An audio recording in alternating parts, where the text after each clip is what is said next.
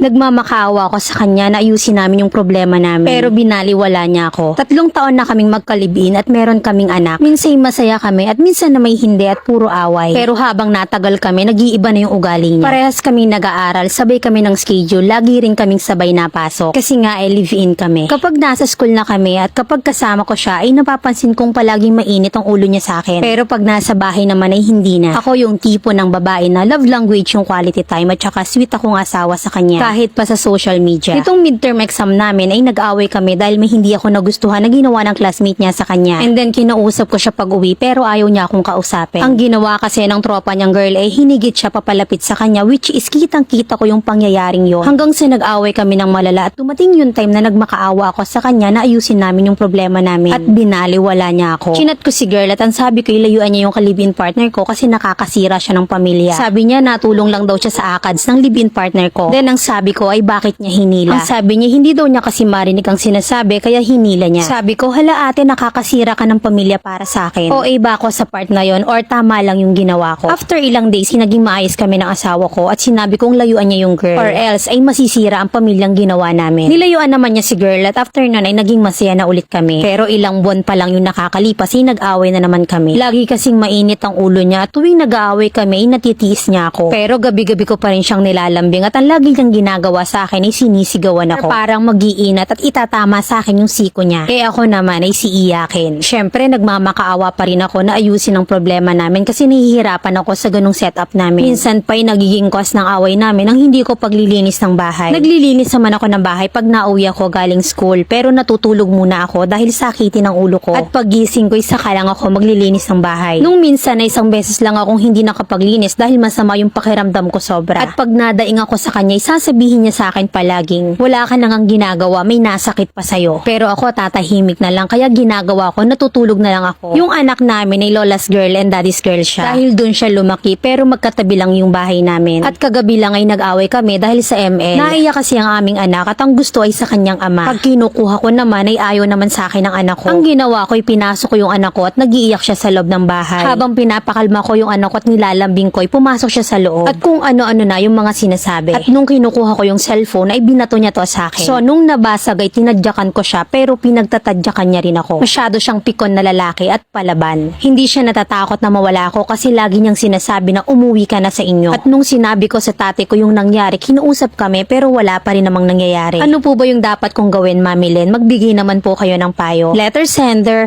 Rina.